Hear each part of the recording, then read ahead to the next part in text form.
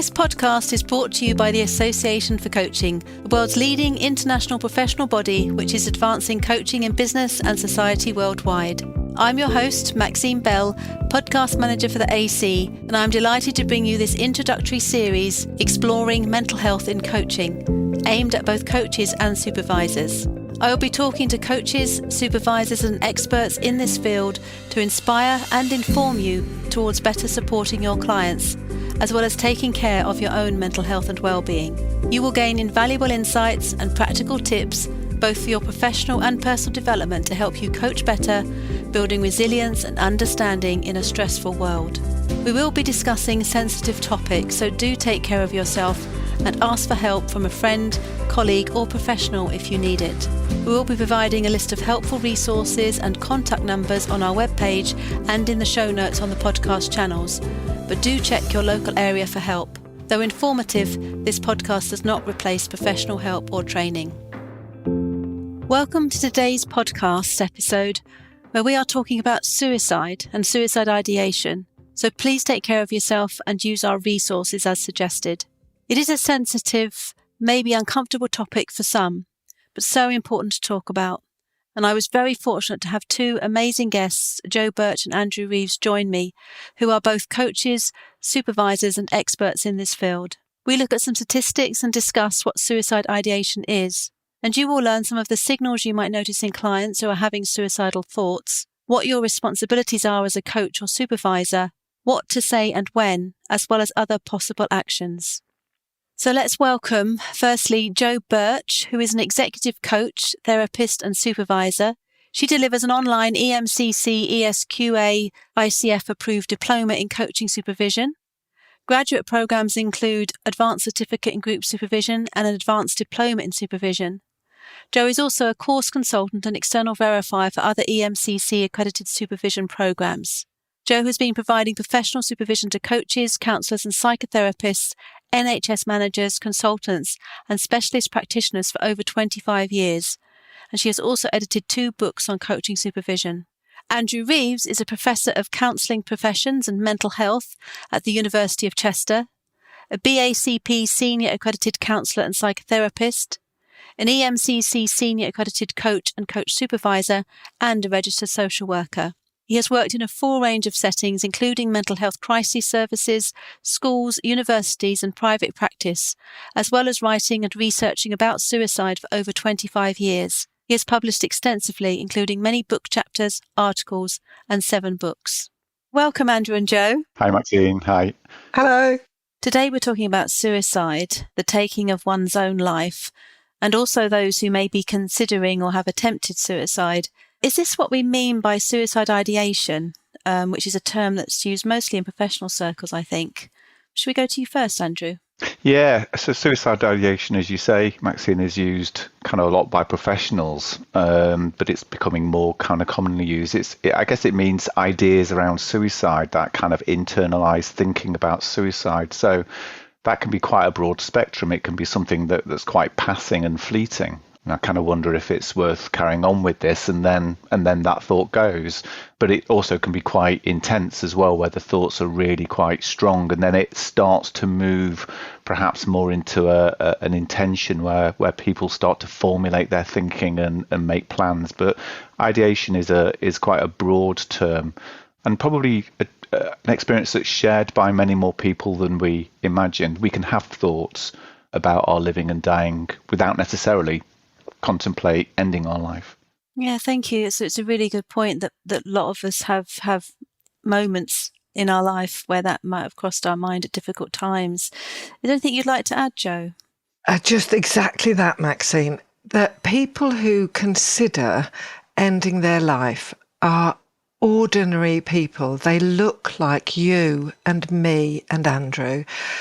You can't tell when you enter a coaching agreement with someone, you can't look and say, oh, this person may be thinking about this.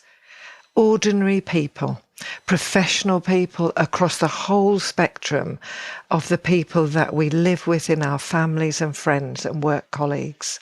Yeah, that's really important. Yeah, thank you for that.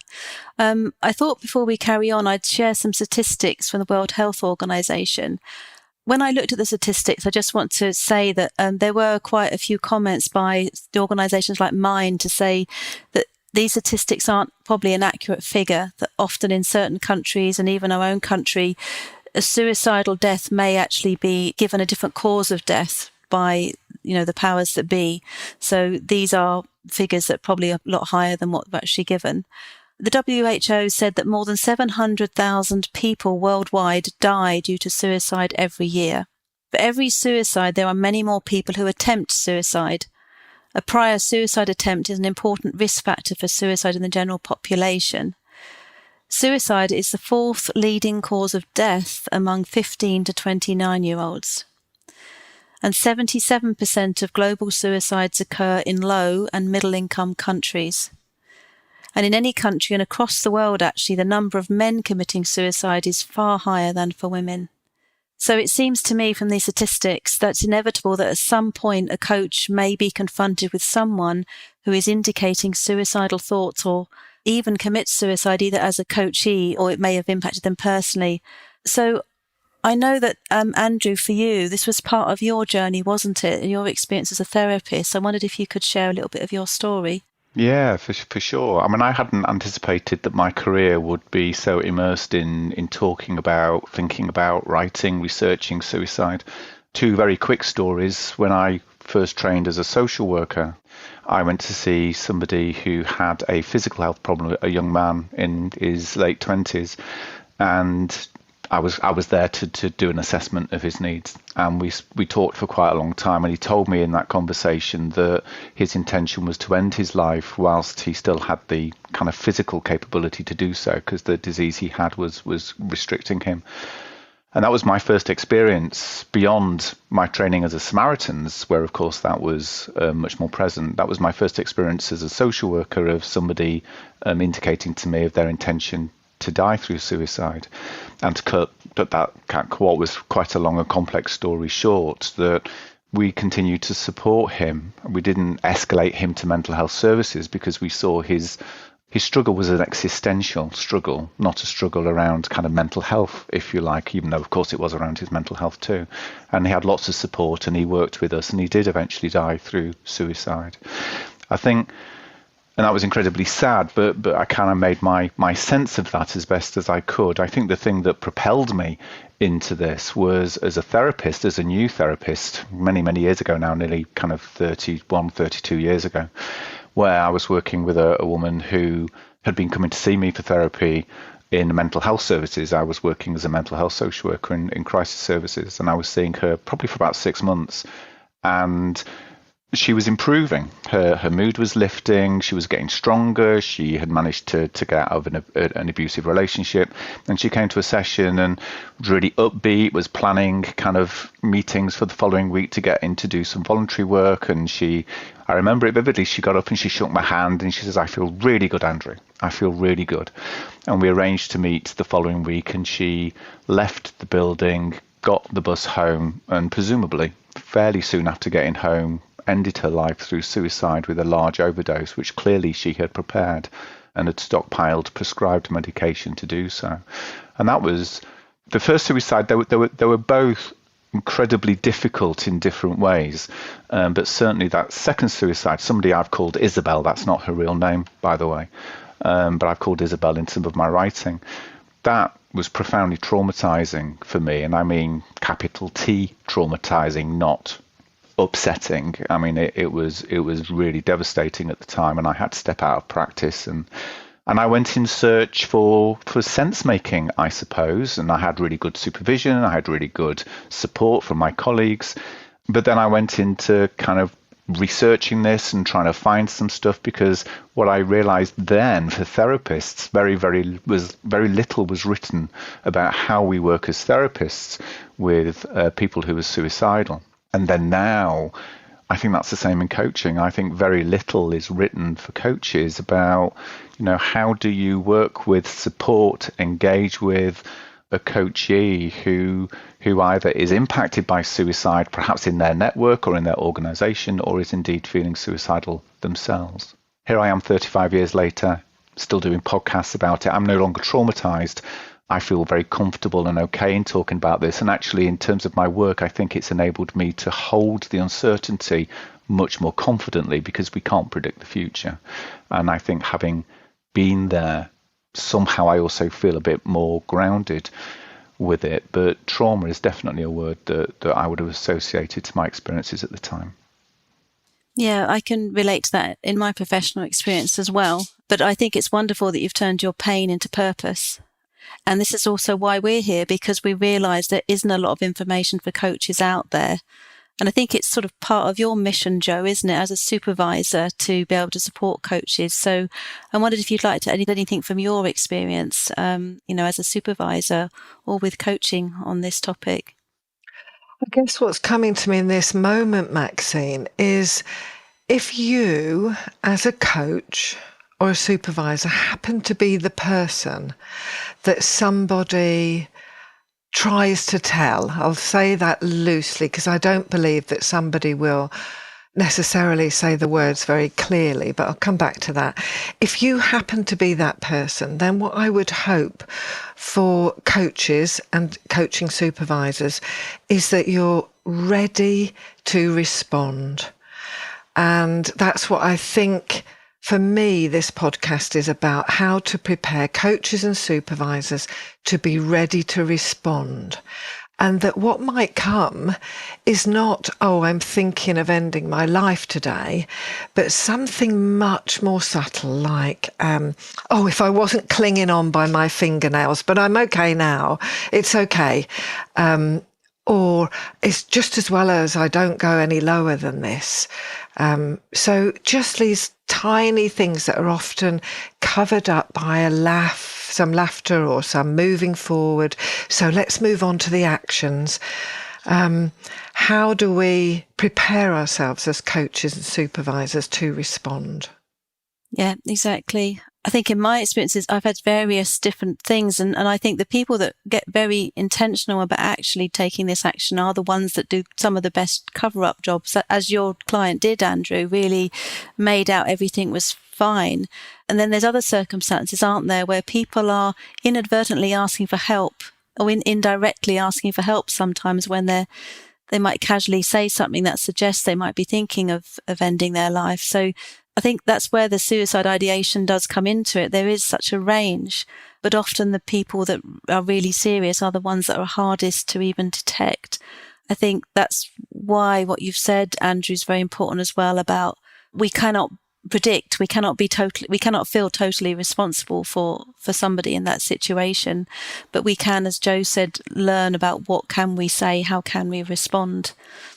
Yeah, I think that's really important. I think there's two issues that you both are flagging. So I think Isabel came into the room very skillfully and intentionally disguising her plan to end her life through suicide. I mean, it was evidently planned. She had clearly taken steps to enable her to do that, and she knew, I suspect, that had she indicated to me that was her plan, that I would have, worked within my contract with her and would have sought out support if necessary without her consent, because that was my contract that I would take steps to consult to seek additional support if I thought she was an immediate risk. But of course she knew that. And my suspicion was that she came to me to say goodbye and thank you, but wasn't going to say that. And so she masked it. But then what Jo said, which is a same dynamic, but coming at it from a completely different position. I mean, I totally agree with what Jo's saying, in that my own research shows that at that first reference point to suicide, people very rarely will actually name it explicitly. And what they're doing, I think, is that they want to seek help, they want support, but actually there is still, in all sorts of countries in the UK and beyond, there is still so much stigma around mental health and suicide. And so in some ways they are consciously or unconsciously testing you out. They kind of name it in the way that kind of Jo captured before. It's so reminiscent when Jo said those things. I've heard those things word for word. And they're kind of testing you out as to whether this is going to be all right to talk about. Those people who have made a decision to end their life have nothing to test out with you. But the vast majority of people who haven't made a decision to end their life, but are struggling with suicidal ideation, struggling with their thoughts of suicide, perhaps are help seeking. So how are we, as coaches and supervisors, going to catch that moment? What's going to happen? So my guess is, for many of us, in the moment that somebody has an oblique reference kind of to feeling lower than usual or something, that sets off a range of feelings and thoughts in the practitioner.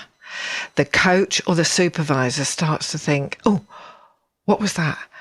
How shall I respond? What do I think about this? Is this in my role? Like just a series of tumbling thoughts that happen really quickly. So how can we can never prepare ourselves for the moment, going back to these are ordinary people just like us. It's going to come in when you least expect it. However, coaches and supervisors can explore their own attitudes to suicide.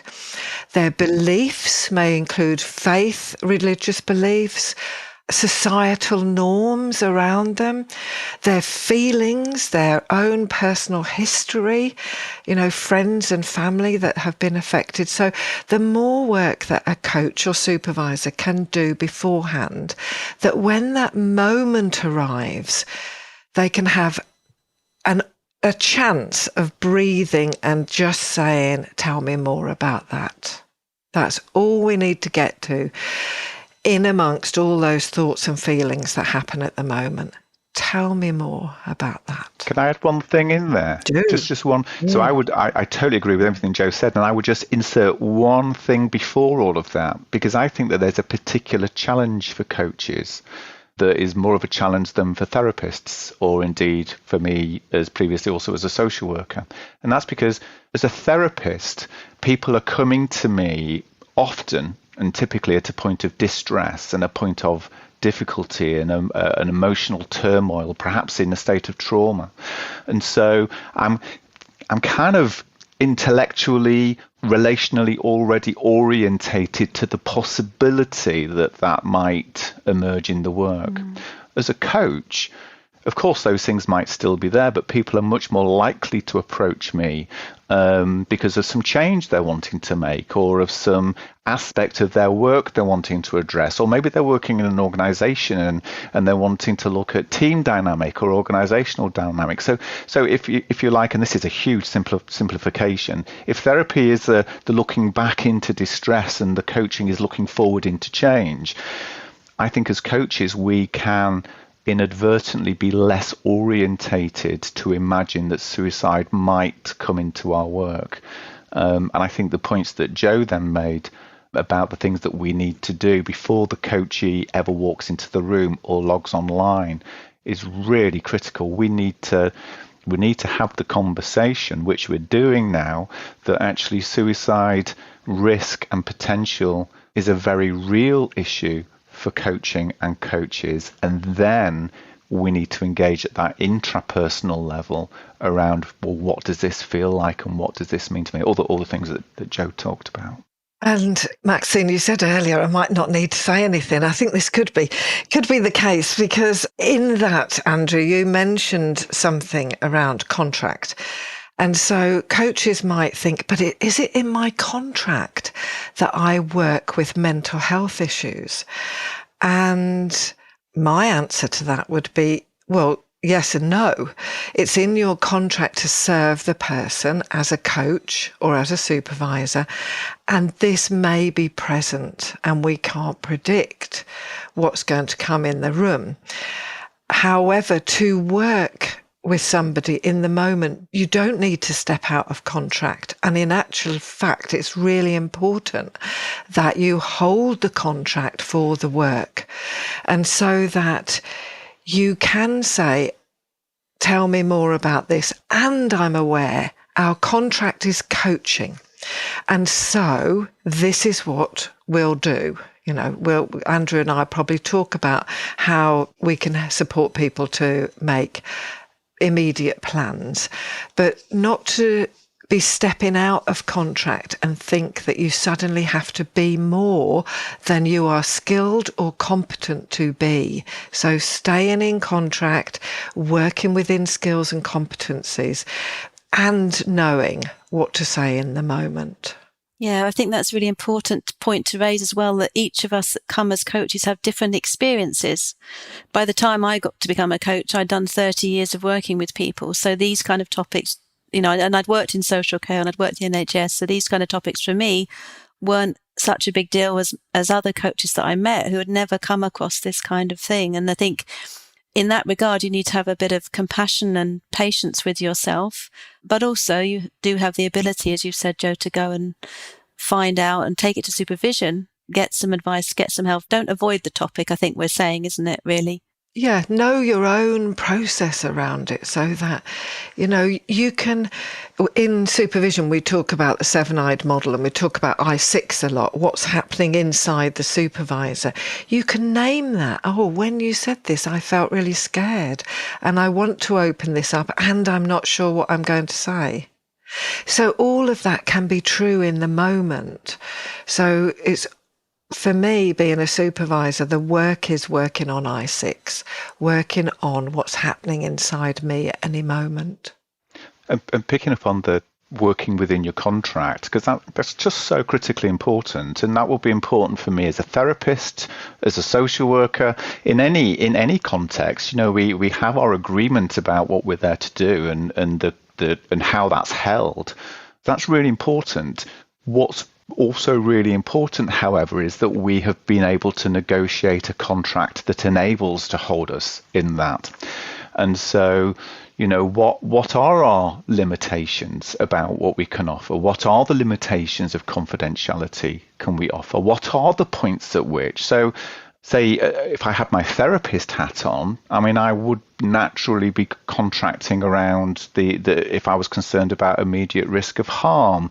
There are some legal requirements that would oblige me to break confidentiality around terrorism, for example.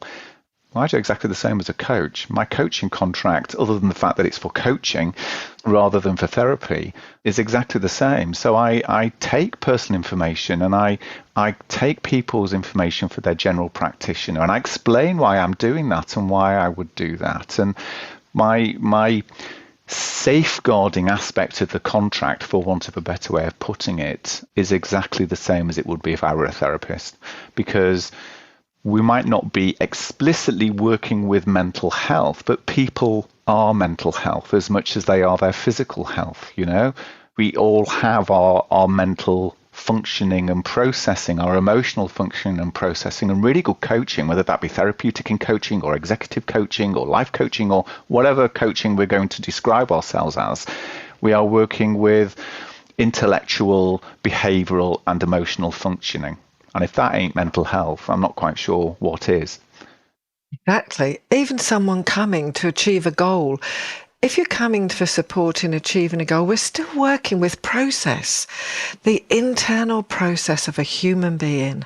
And we are complicated, complex, sophisticated beings, as in that way that we might test somebody. Is this guy really going to listen if I mention this? And so my favourite thing at the moment is never, ever agree total confidentiality as a coach. And of course people say, well, I would never do that. But people are sophisticated. They're going to bring it in at the moment that you're least on the ball to say, oh, I do have something to mention. I really don't want this to go anywhere. Is that going to be okay? Yes, that's fine. No, never, ever do it. Because you don't know what's coming. And that's the moment somebody might say, well, actually, I have got something going on, but I don't want HR to know. I don't want you to go back to the professional body. But of course, staying in contract, these might be within your contract. Of course, you must tell the associate body if you have a piece of coaching through another body that hold the main contract. And you might be in a corporate where the HR have contracted with you direct. I would make sure that's in my contracting as well, that if anything does come up, I would be reporting this back through HR or whoever the contract commissioner is. Yeah, this contracting is really important, isn't it? I mean, just think all the points you've both said. One is this point, I had a bit of a debate once with some other coaches, because I always say about confidentiality, I still add what I did in my other profession in social care, the bit about unless... you're at harm to yourself or others. I give those circumstances, and they argued with me it wasn't necessary in coaching, but I think it's always necessary. That's my personal opinion. But also this other thing about trying to appear an expert in all areas as a coach. You're right, Joe and Andrew, you need to be honest about where you're at and what you're actually capable of with your clients to some degree in your contract. Andrew? And how that's contextually defined. So you might have expertise and knowledge. So I was approved under the Mental Health Act. I used to go out and do statutory assessments in the UK to determine whether people need to be compulsorily admitted. I worked in a mental health crisis team for many years. I'm really good, actually, in crisis situations and holding people really in that difficult place. I can do that. I understand it. But I don't do that working as a private practice therapist. I don't do that working as a coach. So it may be there are some areas that I don't have the expertise, I don't have the knowledge, and that's a limitation. But there may be areas where I do, but actually the role and the contract limits me from doing that quite appropriately. And that's the word I was going to use when Joe was talking about, how people can lure us in, is it can be very seductive. So it's very hard if I was saying to Joe, look, Joe, I've never felt able to talk like this before. I really feel that you get me, and there's something I've not shared, and so I kind of want to share it between you and me. And, Joe's sitting there thinking, I mean, she wouldn't be because she's far too astute, but she could be sitting there thinking, oh, well, that's lovely. I do feel we're working together, and thank you. This internal dialogue. Thank you very much, Andrew. So I am marvelous, aren't I? Yes. We can all find ourselves there. So our contract holds us and the person or people we're working with safely, partly because it helps contain those things that we don't know and we're not good at and we don't have the skill set, but equally helps us not do the things that we could do but that we shouldn't be doing in that context, because that's outwith of our role and outwith of what we've agreed to do. Yeah, I was just thinking this with contracting, there's lots of different elements to think about. This is probably not much of an area that many people really think about contracting to keep both yourself and your client safe in different ways. Yeah, very clear. Thank you for that. Holding a contract is really important to hold the edges. So this is a highly emotive situation, and you might feel drawn into extending the edges. Oh, okay, call me on Thursday so that I can check you're okay. No, stay in contract. However, it's absolutely, in the UK, it's really important that people do go to those people with a statutory responsibility. So as Andrew said, people that have in their role a correct a procedural approach to mental health. For example, people ought to be going to their GP. I would say to people, have you gone to talk to your GP as a first port of call? Andrew, I don't know if you would agree with that, but that this is really important in the UK. We have these safeguarding procedures that hold us in our practice. Yeah, I would agree with that. I will provide people with information around helplines, and I will also make sure I know where people are. So if I'm working online, I will have their home address or their working address, so I know geographically where they are, so I can point them in the direction of their local crisis team. There's something about understanding systems and processes, though. So I know enough to know that me as a coach ringing in the crisis team is perhaps going to open fewer doors than if the GP rang the crisis team. And in the UK, and this will vary from different countries, but in the UK, the GP is seen as the kind of the responsible medical officer, and they will hold that responsibility and can do things that I can't do in my day-to-day practice. They have a much broader reach and can safely contain people in a way beyond what I can do in a coaching session. So wherever we're working, for those of you watching this who aren't in the UK, it's really worth just getting to know a little bit about what the systems are and who does what and who is the person to refer to. But I would agree with Joe. Certainly all my contracts would talk about raising concerns with the general practitioner. That would be my first port of call. Yeah. Yeah, thank you. And we will be giving our listeners a list of helplines and suggestions in the show notes. So do look out for that. We're going to create something to give people at least a start on that journey. So it is very important. Also, I was just thinking as well, you've given some ideas for coaches about steps to take with contracting and with providing things like helplines and referrals. But there's a word that I think maybe is a little bit of a tricky one. I had a question about what are we as coaches and supervisors responsible for? And I think that word responsibility is a tricky one in this area for some people. Obviously, part of your trauma, Andrew, was that you've felt responsible in some way for not knowing what was about to happen. And I think that's probably been for all of those of us that have had some experience of suicide. One of the hardest bits is feeling, if I should have called them, or I should have done this. So where is responsibility and, as a topic for coaches and supervisors in this area? Yeah, so in part, that will be defined by the territory and the law that you work in. If you're working in a country where suicide is an illegal act and there is a mandatory responsibility to report concerns around suicide, then your responsibility is to do that, is to work consistent with the prevailing law of the country. Here, where I'm based and where Joe's based, suicide is not a mandatory requirement to report concerns of. We build it into our contract, we build it into our safeguarding. I hold a kind of fairly simple truth for myself. And in saying this, I'm assuming the person I'm working with has what we would call capacity. So it can make an informed decision about what it is they're going to do, which is the overwhelming majority of people most of the time. And the thing I remind myself is that I have a responsibility to my coachees, to my clients, not for my clients.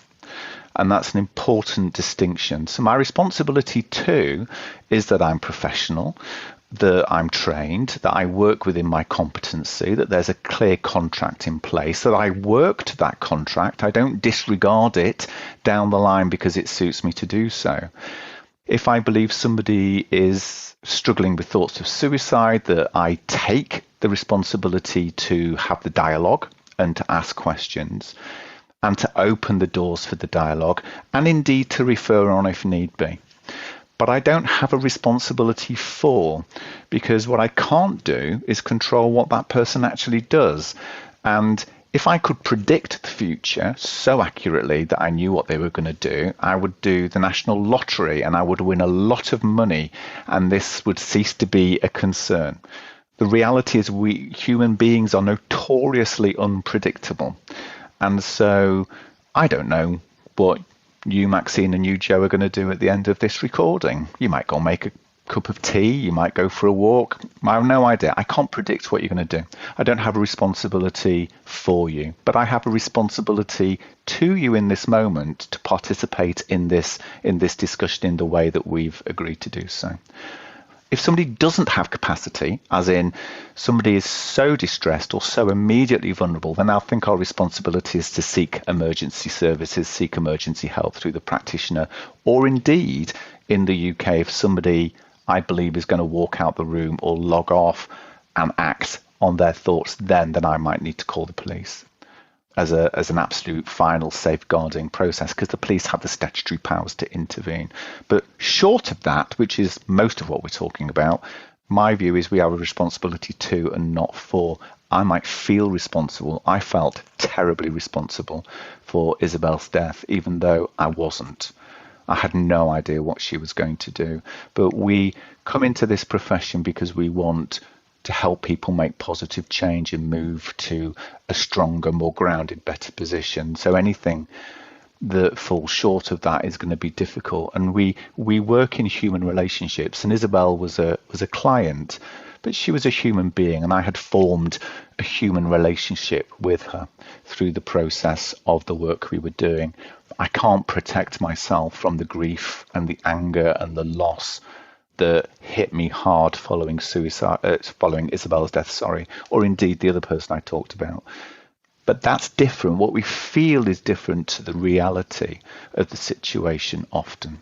That would be my kind of fairly straightforward demarcation. I don't know what you think about that, Jo.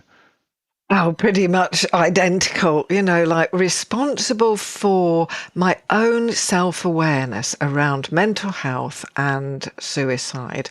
The bit that we started with today, knowing my own attitudes, beliefs, so that I'm ready if the moment arrives. The second bit, as you said, being in dialogue, opening the conversation, tell me more. And then thirdly, responsible for staying in contract and working within my competency.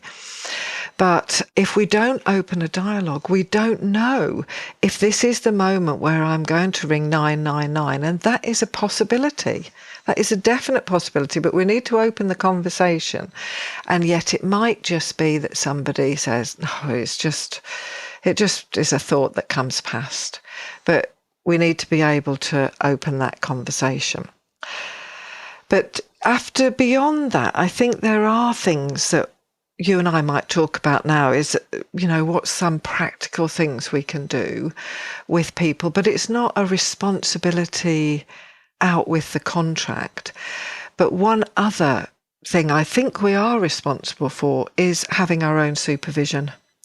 And I think that I'm sure, in fact, I've heard you say, Andrew, that in the case of your particular client, supervision was an important factor in your own processing.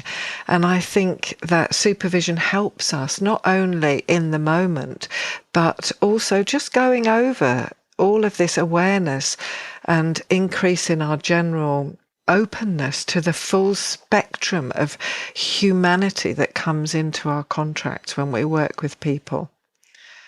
We have so many guests who constantly talk about supervision on different topics in our podcasts. And I think this kind of topic really emphasizes that. I think sometimes people think coaches might think to themselves, I'm not a therapist, what do I need supervision for? But you cannot, on any front, predict what is going to walk through your door, no matter what your job is. But if you're working with people, it's always unpredictable. So I agree with you, Jo, and Andrew, it's much better. You need to be prepared for what could walk through your door. You can't predict it. You can't control it. And actually, to be responsible in any job where you're holding space for people with whatever they bring in, it's part of your accountability and responsibility to be prepared and to give yourself support, as you've both mentioned.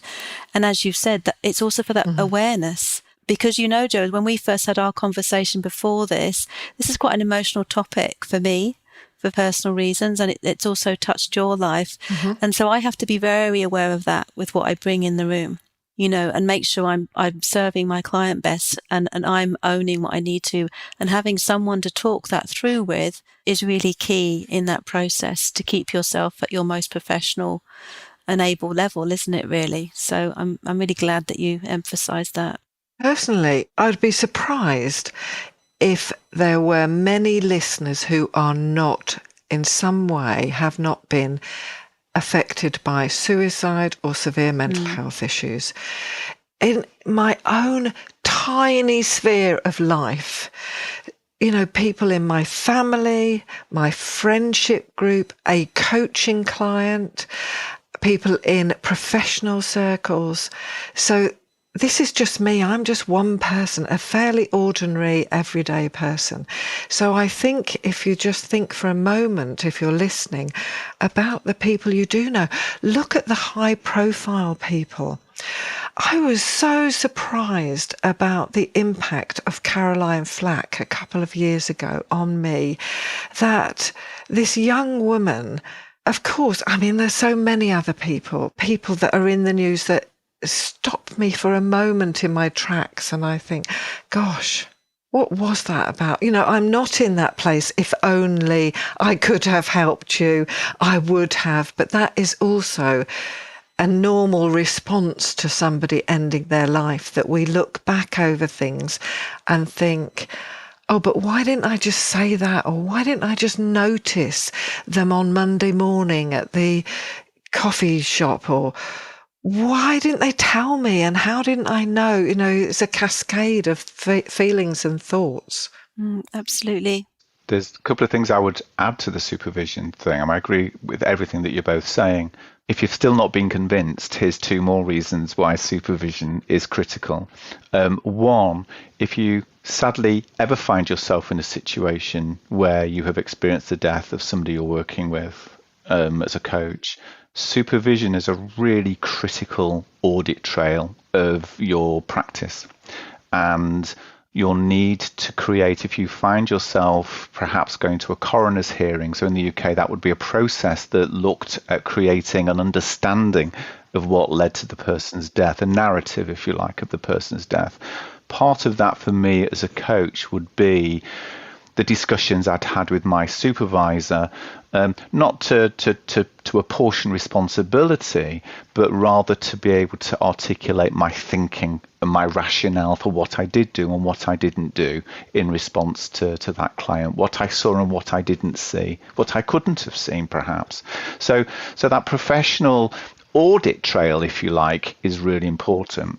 The second reason, if that one hasn't convinced you, is that research tells us that in helping relationships, whether that be coaching relationships or therapy relationships, there is this phenomena that we call countertransference. And the countertransference, whether we buy that or don't buy it within a modality, countertransference essentially speaks of the impact on us of what's happening in the relationship that we're working with at its simplest level. And there's a whole stack of research around suicide and helping relationships that talks of unacknowledged countertransference. And what we mean by that is there will be things that will absolutely definitely be happening for you as the coach in that process that possibly you are unaware of, that are sitting outside of your awareness. And that can lead us to acting in ways that if we were talking now, we would never imagine that we would do. But in the moment, something unconscious drives us. So that could be not asking the question. It could be minimizing the risk in our head. Oh, I'm sure this person wouldn't do this. I wouldn't remember saying to myself in my head, oh, they don't seem the type. Well, I know how ridiculous that is. That's absolute abject nonsense.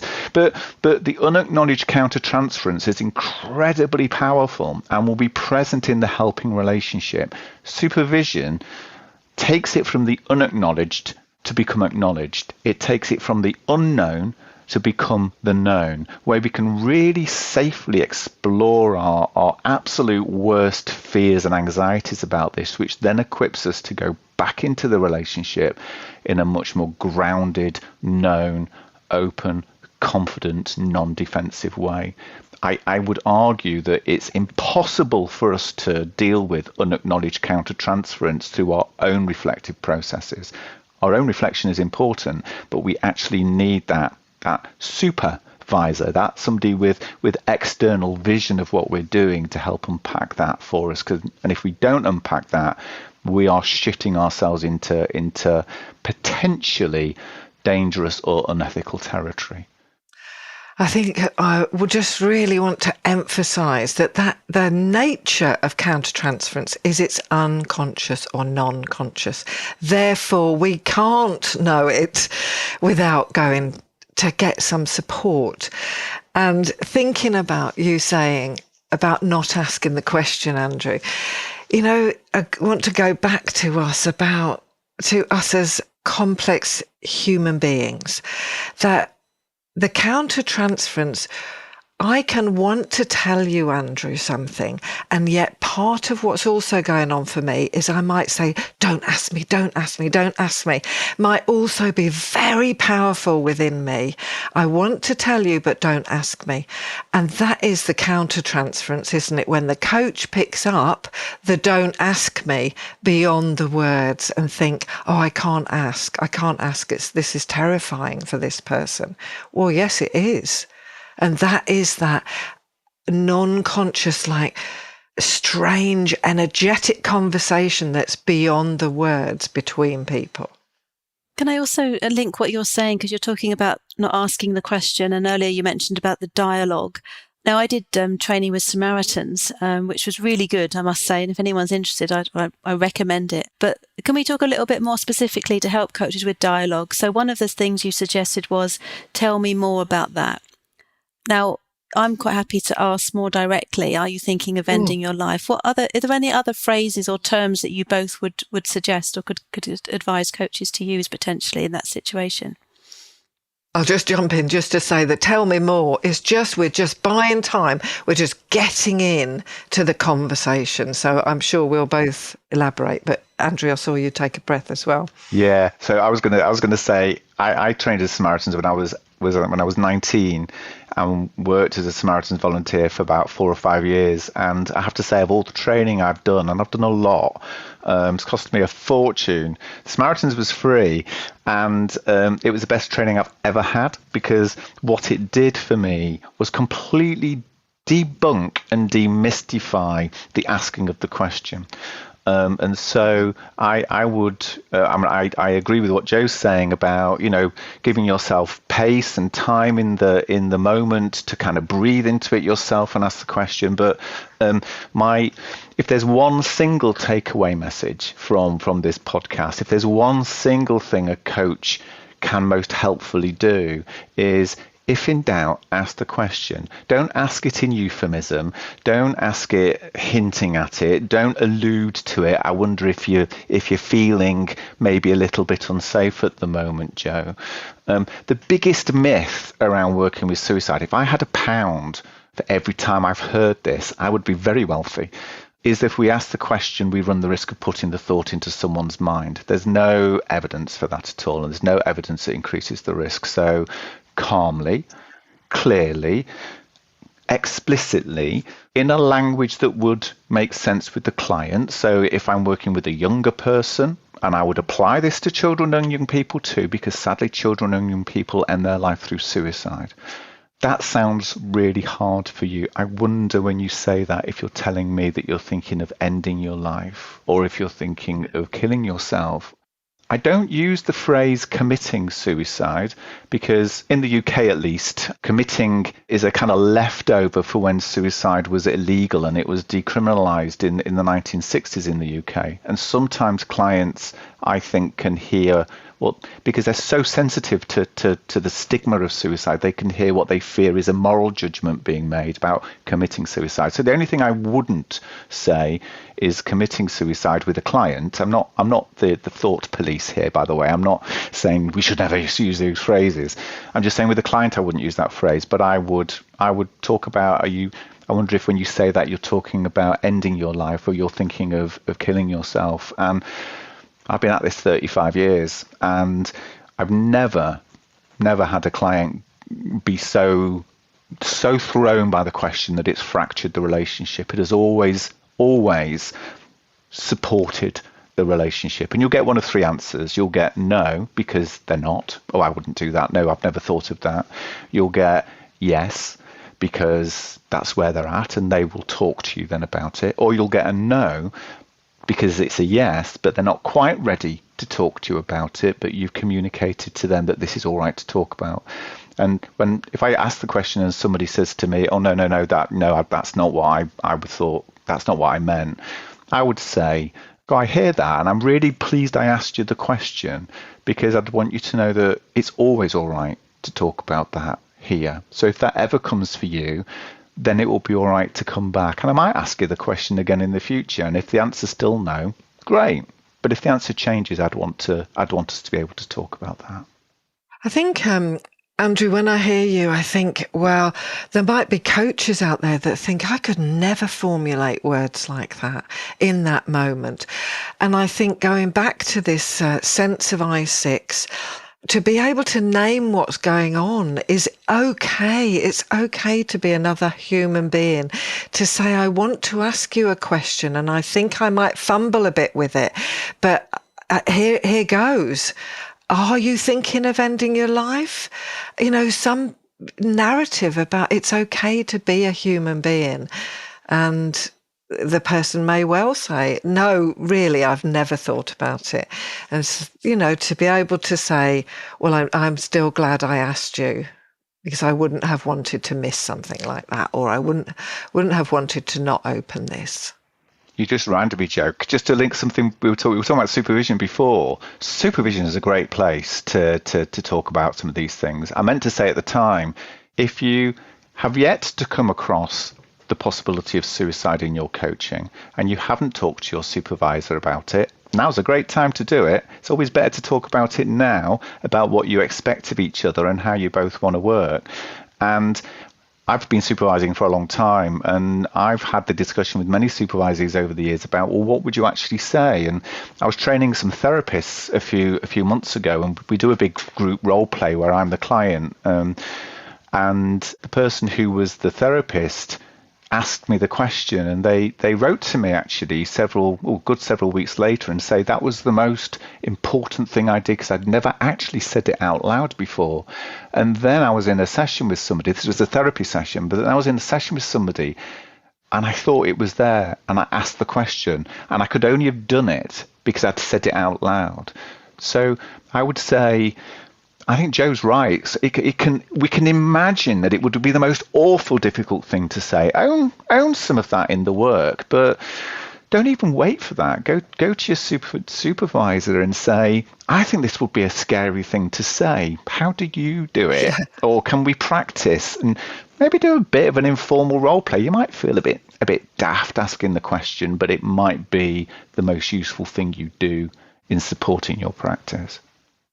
I think also, Andrew, when you and I were looking at this in supervision specifically recently, and we kind of started off thinking, oh, maybe this is a thing for coaches because maybe they, have not had so much experience. But actually, on talking to both of our counselling colleagues over the years, we realised that actually this is not unique to coaches. This is all practitioners need more conversations and dialogue around this subject. Just if we assume that counsellors and therapists know all about suicide, we're actually projecting something onto them that is not true, that these are unusual circumstances that don't come up every day in anyone's practice, even though it's perhaps more common than we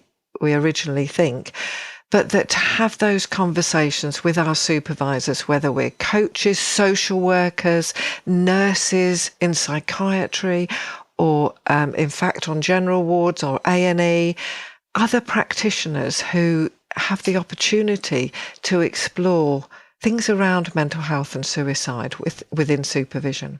I guess that includes as well organisations like the Association for Coaching or organisations like that. We need to have those topics too as an organisation to encourage that individual discussion about it. So I think that's an important thing. I was just going to say, we're talking today about perhaps the coachee bringing something around suicide. But of course, as you say, Maxine, about organisations, when we are supervisees, we can bring stuff around our own struggles with life. We're ordinary people that have the ups and downs of life. There are coaches that we will know that will be working as executive coaches that will be struggling, perhaps with insecure housing, through political unrest, through family trauma. So the list is endless, the amount of things that impact us as human beings. And as coaches and supervisors, we are human beings.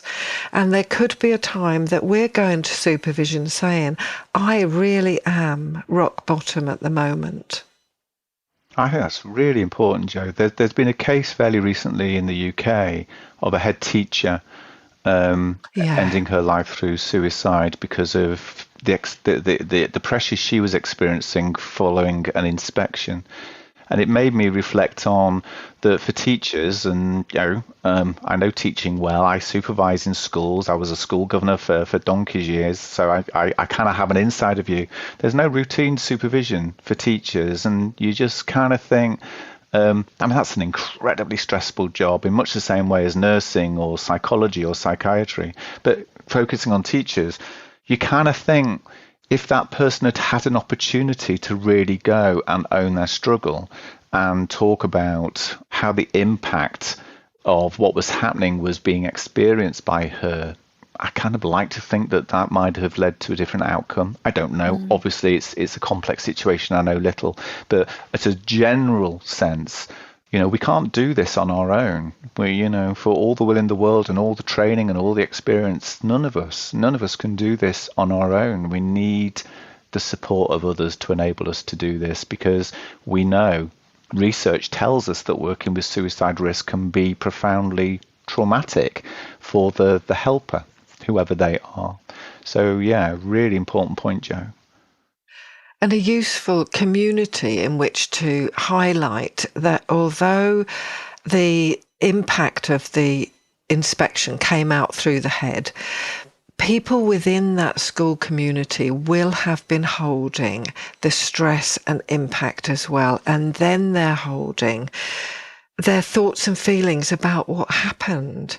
The things that I was talking about last time, that this rush of feelings about if only and why didn't we, and rage and anger that comes up, that are difficult emotions to feel in this situation about, well, I want to be sad that this person chose this way, and I'm really angry. I feel angry, and what am I going to do with that?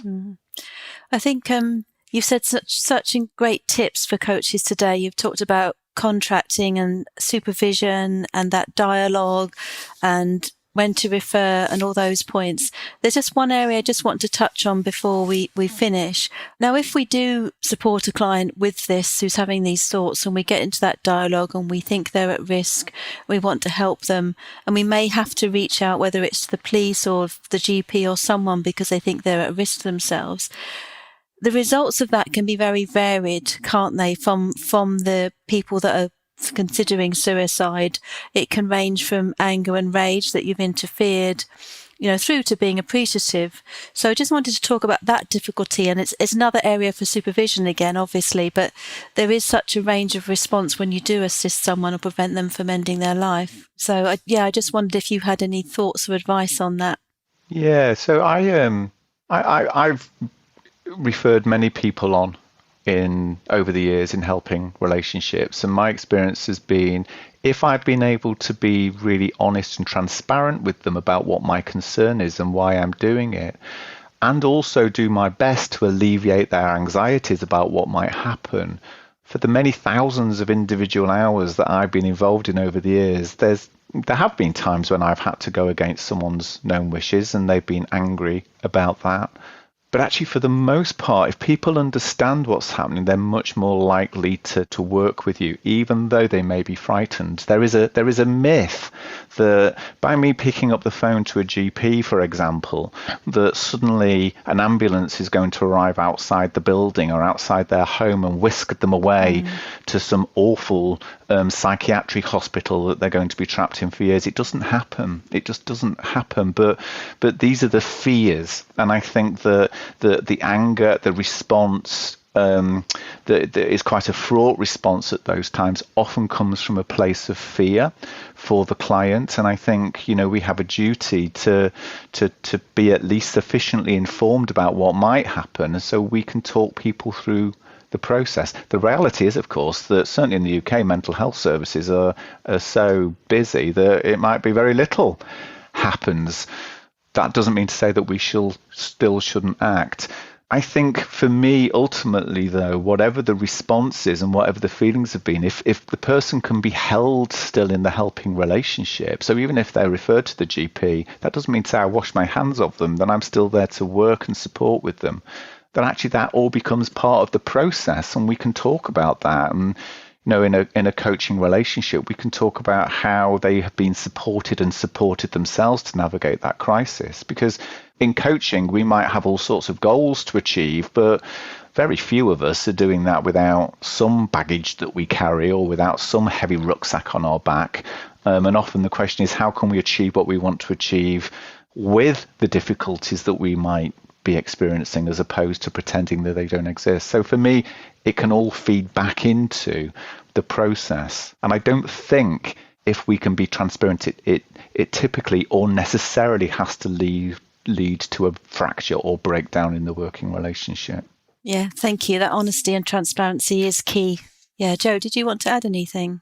Even if we do tell someone and we do report, we support them to go and talk to their GP, or they go, or you do a direct call to the GP or other services, this coaching client may still be coming back to you in a month's time. You still are the person that they're coming to. And at some point in the past, people used to agree with people what became known as a no harm contract about, okay, well, we're going to agree that you're not going to do anything for a month. That wouldn't be Andrew or I's approach at all. And we have slightly different takes. I have a very simplistic approach about what are 10 things that support you in your life when you are feeling at your lowest, and to write them down and make something that you can access, that you can pick up and go through the 10 things, whether it's watch a video, whether it's call a friend, ring the Samaritans. All of these things can be on that list. Andrew, I think your questions are slightly longer than that, but heading to the same place, I'm imagining.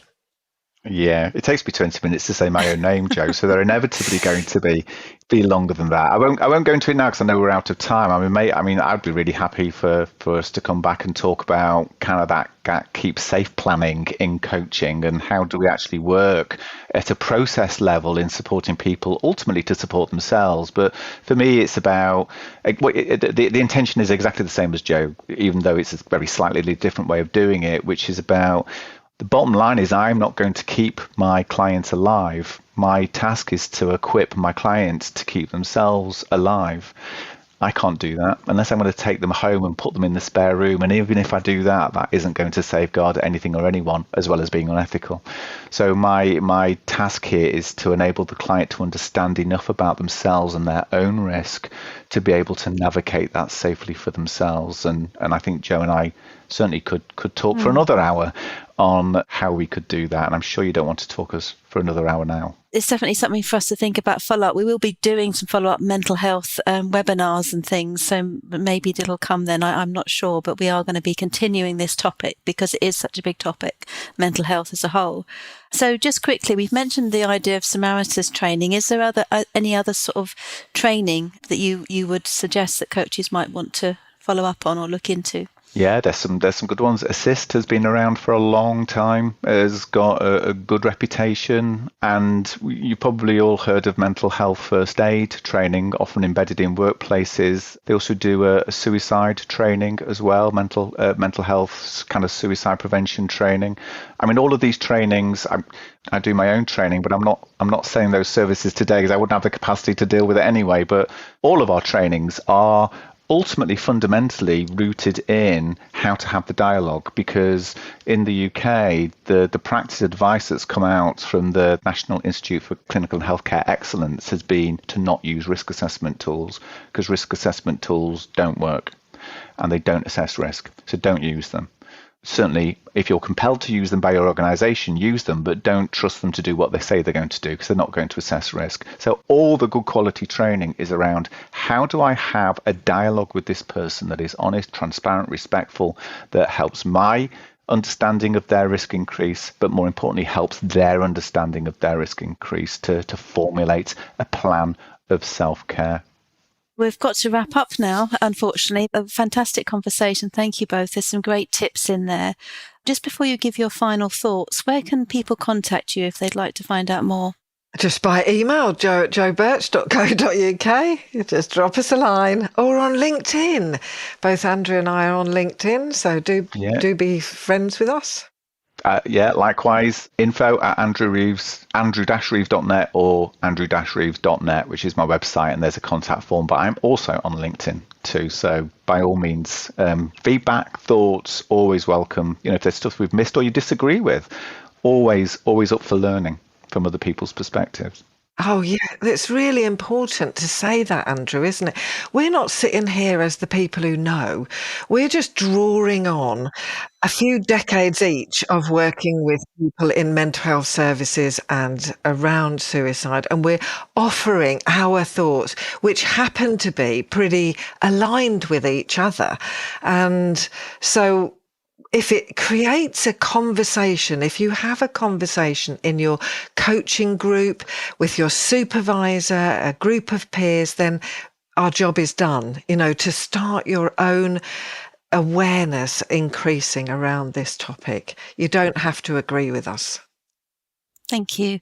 Did you have any final thoughts you'd like to give listeners? Final thought from me would be, it's complex, it's difficult, but what sits underneath all of that complexity at the most simplest level for most people is fear and anxiety of going somewhere that seems scary. And my final thought would be, we think that asking somebody and talking about suicide is scary. My experience in supervision has been it's when we've not asked the question that it gets scary. Because if we've not asked the question and we're going on our speculations and suppositions, that's when our worst fears start to emerge. Actually, if we ask the question and we get an answer, even if the answer is yes, I feel suicidal, that is much less scary than not asking it. Yes, and I think I've never met a coach yet who didn't want to be the best coach they could be.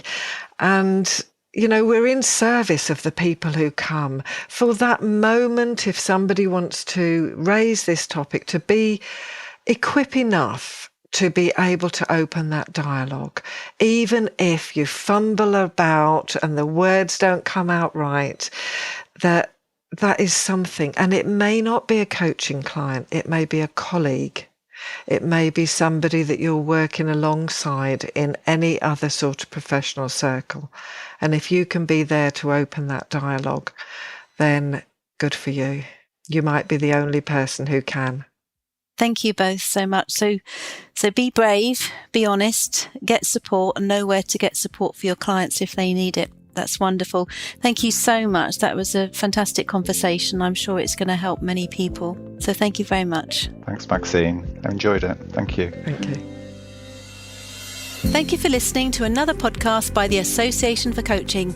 For over 20 years, our purpose has been to inspire and champion coaching excellence, advance the coaching profession, and make a sustainable difference to individuals, organisations, and society. To find out more about the AC and our member benefits, follow us on LinkedIn or visit our page at www.associationforcoaching.com.